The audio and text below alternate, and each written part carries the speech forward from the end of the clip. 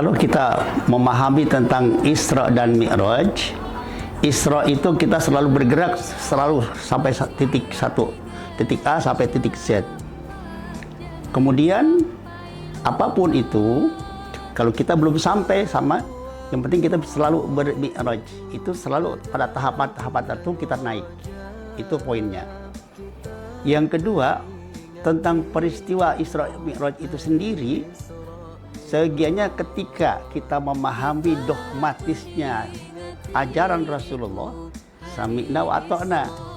Jadi kita sebagai pengikutnya Abu Bakar As-Siddiq, kita sudah benar membenarkan peristiwa Isra dan Mi'raj itu, bukan sebagai pengikutnya Abu Lahab yang dalam surat Al-Lahab mengingkari peristiwa Isra Mi'rajnya baginda Rasul Muhammad SAW. Inti daripada Isra Mi'raj adalah perintah sholat. Kalau kita melihat dari setting psikologis Rasulullah pada saat itu, diawali dengan adanya suasana psikologis yang penuh dengan penderitaan dan kesedihan. Kemudian Allah memberikan sebuah solusi dan kesempatan berupa perintah sholat. Ini artinya bahwa jika kita sedang dalam kegalauan, suasana batin yang mungkin sedang gabut dan sebagainya, maka solusinya adalah laksanakan sholat. Insya Allah solusinya yang paling tepat. Ya, saya tidak bisa bayangkan seandainya tidak ada oleh-oleh Isra Mi'raj dari Rasulullah Sallallahu Alaihi Wasallam, yaitu berupa salat. Ya, karena kita tahu bahwasanya salat itu adalah menahan orang ya dari berbuat keji dan mungkar gitu. Nah, namun nyatanya sekarang kan orang yang salat saja itu ya banyak berbuat keji dan mungkar, apatah lagi yang tidak salat. Jadi salat adalah mi'rajnya orang mukmin. Bicara soal Isra Mi'raj itu adalah bicara soal perolehan atau oleh-oleh Nabi kita, dan oleh-oleh yang terindah adalah oleh-oleh sholat dari Allah kepada Nabi yang untuk dibawa kepada kita semuanya, dan itu bisa kita rasakan sampai sekarang. Kita bisa menikmati sholat 5 waktu setiap hari berkat olehannya Rasulullah Sallallahu Alaihi Wasallam. Bismillahirrahmanirrahim. Momentum peringatan Isra dan Mi'raj yang kita peringati pada hari ini sebagai wahana untuk meningkatkan nilai-nilai keimanan di dalam hidup dan kehidupan kita sehari-hari, sehingga pesan-pesan moral di dalam Isra Mi'raj ini bisa menjadikan kita menjadi orang-orang yang berintegritas di dalam melaksanakan tugas kita. Tentang Isra Mi'raj, menurut pendapat saya dan juga merupakan pendapat secara umum bahwa Isra adalah perjalanan Nabi dari Masjidil Haram ke Masjidil Aqsa, dan Mi'raj adalah perjalanan Nabi dari Masjidil Haram ke Sidratul Muntaha. Kemudian yang hikmah yang bisa dipetik dari Isra Mi'raj, yang pertama tentang keimanan kita terhadap Allah SWT dan Rasulnya. Kemudian yang kedua, hikmah yang dapat kita ambil adalah tentang perintah sholat. Makanya sholat itu harus betul-betul kita jaga, terutama adalah sholat wajib 5 waktu. Karena sebaik-baik amal adalah sholat.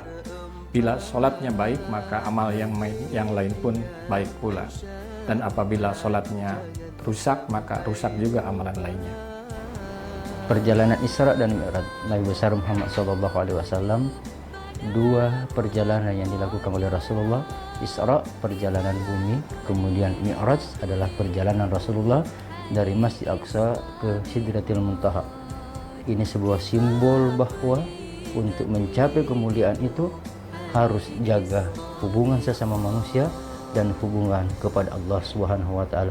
Isra simbol hubungan hamba dengan hamba, makhluk dengan makhluk. Kemudian Mi'raj adalah simbol hubungan antara makhluk dengan Khalik, antara hamba dan pencipta yaitu Allah Subhanahu wa taala.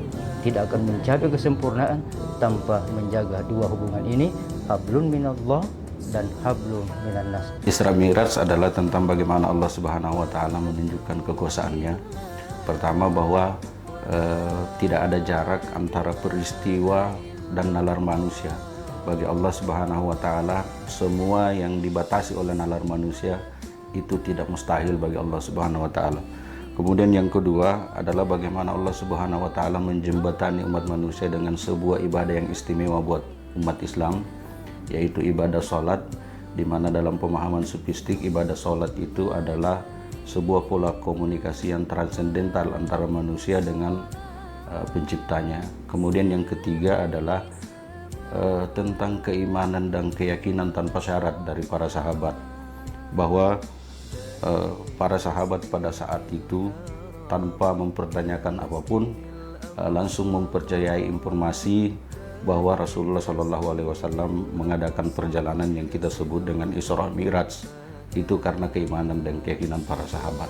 Makna Isra Mi'raj adalah perjalanan Nabi Allah Muhammad SAW dari Masjidil Haram ke Masjidil Aqsa, kemudian melanjutkan ke Sidratul Muntaha untuk menerima perintah sholat 5 waktu. Karena sholat itu merupakan adalah tiang agama, maka pencerminan daripada sholat itu adalah mencegah amar ma'ruf nahi mungkar. Perjalanan dahsyat yang dilaksanakan oleh orang istimewa itu bernama Isra Mi'raj. Dan oleh-oleh istimewanya adalah sholat. Kamu galau, sholat. Ingin dekat dengan Allah, sholat. Yuk semangat laksanakan sholat agar kau menjadi orang hebat. Isra Mi'raj adalah mukjizat yang didapatkan oleh Rasulullah yang diberi oleh Allah Subhanahu wa taala untuk umat manusia. Isra Mi'raj adalah sebagai bentuk perjalanan manusia untuk mencapai tujuannya sebagaimana dijelaskan dalam Al-Qur'an, "Wa ma khalaqtul jinna wal insana illa liya'budun," dan tidak diciptakan jin dan manusia hanya untuk beribadah kepadanya, yaitu menjemput tujuan hidup manusia, yaitu beribadah berupa sholat 5 waktu. Apa pendapatmu tentang Isra Mi'raj? Yang diperingati tanggal 27 Rajab. Ujian keimanan bagi hamba Allah Subhanahu wa taala. Perjalanan spiritual. Munculnya kewajiban sholat 5 waktu. Perjalanan Rasulullah SAW menuju Sidratul Muntaha. Tanda-tanda kebesaran Allah Subhanahu wa taala. Menembus 7 langit. Meningkatkan ketakwaan kepada Allah Subhanahu wa taala. Terima kasih.